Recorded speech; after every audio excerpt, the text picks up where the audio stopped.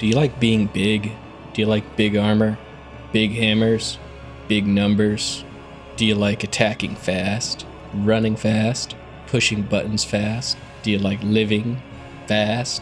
What if I told you that you could have the best of both worlds? Dodging? Who needs it? I have a build for you that's going to have you pumping hard and fast. No thinking required. Greetings, Warlord. So here's a quick look at the build I'm going to show you today. This build is all about being very fast, attacking fast, moving fast. Everything about this build is fast. You're also going to be very tanky, tons of armor, and a lot of healing from your basic attack passive. You're going to be able to ignore most damage coming your way, as long as you can keep swinging. I also think this build is great for newer players and beginners. I only bought this game a few days ago during the winter sale, so I still have a lot to learn. But I think this build is good enough to share with everyone. And it's fun to play too. You get to go fast and watch a bunch of numbers pop up on your screen, all while basically being unkillable. So who doesn't like that? Anyway, let's take a look at the character and the actual build and see how it all works. Our first skill is Cruel Sun. It deals damage, stuns. The damage and stun is based on how long you charge the skill. It also gives you Unstoppable, which is full crowd control immunity, and bonus armor while you're channeling the skill. What makes this skill so good is that you can unlock these upgrades basically that you can slot into your build, and they alter the way these skills work. So the first one is Embers. It makes it to where the Unstoppable status and the armor buff persists for 2.5 seconds after channeling ends. So what you do is you get cooldown reduction on this skill, you level it up, you get cooldown reduction. Once you get this skill to less than 2.5 second cooldown, you can basically have that buff up at all times. We also have Cold Fury, which converts the damage to cold and increases the stun duration by 2 seconds and increases the armor that the skill grants by 50%. So this armor bonus doesn't just stay at 60. The higher the rank of the skill, the more armor it's going to be granting. So by the end game, you're going to be sitting at 300 to 400 armor from this skill as long as you keep the buff active. Up next, we have Baptism of the Sun. Casting this skill causes an explosion around us that deals fire damage. It also gives us an attack speed buff and bonus fire damage to our attacks. With the Endless Hammering upgrade, it extends the duration of the buff by 0.2 seconds with each basic attack. We also have Invigorating Heat, which gives us movement speed based on 50% of the attack speed buff. The downside of this skill is that the cooldown won't start while the buff is active, so we're going to have to find ways to get around that and allow us to reset the cooldown while the buff is active, allowing us to stack it multiple times.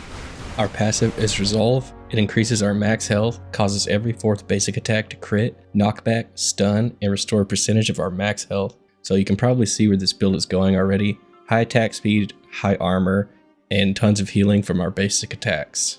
Our dodge works differently than the other characters. Instead of being a normal dodge, it gives us a barrier equal to a percentage of our max health, and the dash actually ends if we collide with an enemy, dealing damage based on our max health. So this actually can be tricky sometimes if you're actually wanting to use it to dodge. If you're not being careful, you might slam into an enemy and end the dodge early. But like I promised before, we shouldn't have to actually worry about dodging at all. So these are the talents that we're going to run with this build. I call them talents because I'm a WoW guy and this looks like a talent tree, but you get the idea. Not all of these are required. Some are. I'll go over the most important ones and which ones you could probably replace or not worry about. So I've already shown you the ones that alter your abilities over here. The Embers, Cold Fury, Invigorating Heat, and Endless Hammering. These are 100% required for the build to work, so make those a priority. First, I'm going to talk about these imagination upgrades. These affect like your economy and different things about gold and dust.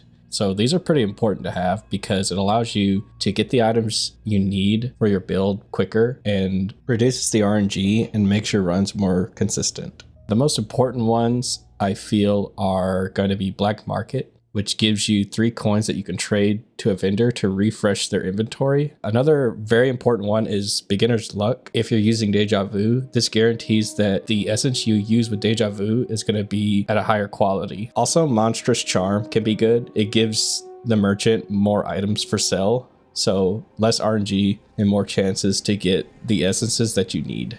On top of that, I have Bazaar Spoils, which gives you essences when you defeat a boss. This is going to give you more dust. And Overwhelming Present reduces the gold price of items sold by merchants. So next we're going to go over here to the green, our life nodes. These are for defenses and survivability. First up, pretty important, we have Regenerative Skin, which increases our healing received by 18%. This is going to pair really well with our passive. And another node we have over here is Wicked Vitality, which is going to give us even more healing from each basic attack. On top of that, I run both max health increases on level up. So every time you level up, this is going to be giving you close to 50 max health. This one's an interesting one that I wanted to try, Cold Affinity. Since we're running Cold Fury, it converts the damage from Cruel Sun to cold damage. Since we're going to be applying chill to enemies, this will reduce the damage we take from them by 40%. And last, we have our destruction nodes. These are just going to be for helping our damage. First, I have Valiant Challenger, which increases all damage up to bosses. This one's pretty self-explanatory, and I feel that it can go with any build. Then I run both attack speed nodes for extra attack speed, which are build likes. And then over here, this one I'm not sure is really necessary, but I like it for the early game. It gives us attack damage based on a percentage of our ability power. So early on, this can be nice. So now I'm going to talk about essences and Deja Vu, which is something you'll unlock as you play through the game. Deja Vu will allow you to use any essence that you've completed a run with. So you finished a run, you defeated the final boss. Any essence you had equipped when you defeat the final boss and finish a run will be unlocked for Deja Vu. What this means is that you can choose an essence to begin your run with as long as you pay the dust cost. So once you pay the cost for the first run, you're good to go for 24 hours. This means you can start a run with some of the rarer essences that are vital to your build without having to rely on luck or finding them during the run. The most important essences for Deja Vu in this build are going to be Essence of Obsidian, or if you don't have that one, since it is a rare and it does require an achievement, you can also go for Essence of Momentum, which this is viable for this build. I have used just this to finish a run on Nightmare, but if you had a choice between the two, I would choose Obsidian for Deja Vu. This is the most important essence to use with this build and what makes the build possible. You're going to use this with Baptism of the Sun to cause your attacks to reset its cooldown while the buff is active. So once you get enough attack speed and cooldown reduction, you're going to be able to stack the attack speed and damage buff. There's two other essences that are top priority to look for during your run. One of them is Essence of Virtue. So you're going to put this on Baptism of the Sun to give it additional charges. This is just kind of like a buffer to make sure you can spam the ability. This is just in case you don't have an enemy to auto attack to reset the cooldown. You'll have those additional charges to fall back on.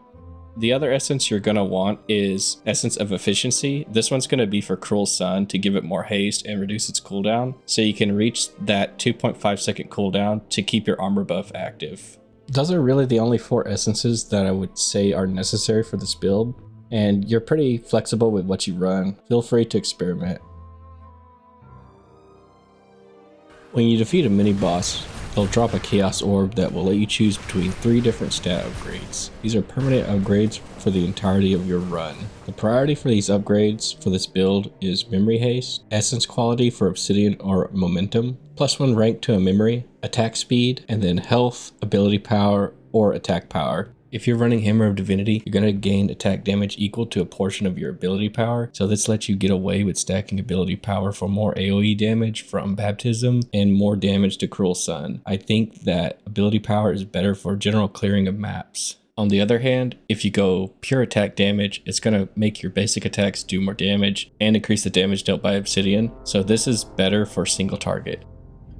When using dust to rank up memories, you'll mainly be leveling Baptism alongside your Obsidian Essence for more damage and cooldown reduction.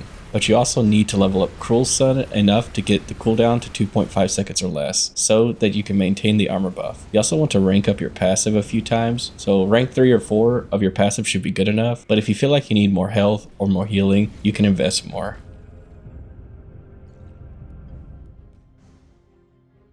Now, before I can say that your training is complete, you can pick up the hammer, there's one more thing that's important for you to know, and that is how to use Cruel Sun while continuing to auto attack. Since Cruel Sun is a charge skill, and this is an auto attack based build, we don't really want to stop auto attacking to charge this skill. Luckily, Cruel Sun resets your auto attack after cast, so what you can do is hold down your auto attack and then double tap Cruel Sun to quick cast it and not interrupt your auto attacks. So to recap, use Obsidian Essence with Baptism of the Sun to reset the cooldown and allow for a stacking attack speed and damage buff. Use Efficiency with Cruel Sun to maintain the armor buff due to the cooldown being less than the buff duration. And use your passive to keep yourself alive with basic attacks. And also, don't forget to go fast. And that's about it, at least for the basics. I could probably go more in depth on things if I wanted to, but I've already been yapping long enough, so I'm sure there's things I'm forgetting. If I missed anything, or if you have any tips to improve the build, then feel free to leave a comment. I'm sure some big brain dudes out there could min-max this build a lot better than I could, especially as far as damage goes, which I feel could be greatly improved. I hope you learned something new from this video. If you did, consider leaving a like or even subscribe if you want to. I got way too invested in making this video, and I had a lot of fun with it. And I already have an idea for my next build guide. So anyway, I'm done yapping for real this time. I'll leave you with this clip, and I'll see you next time.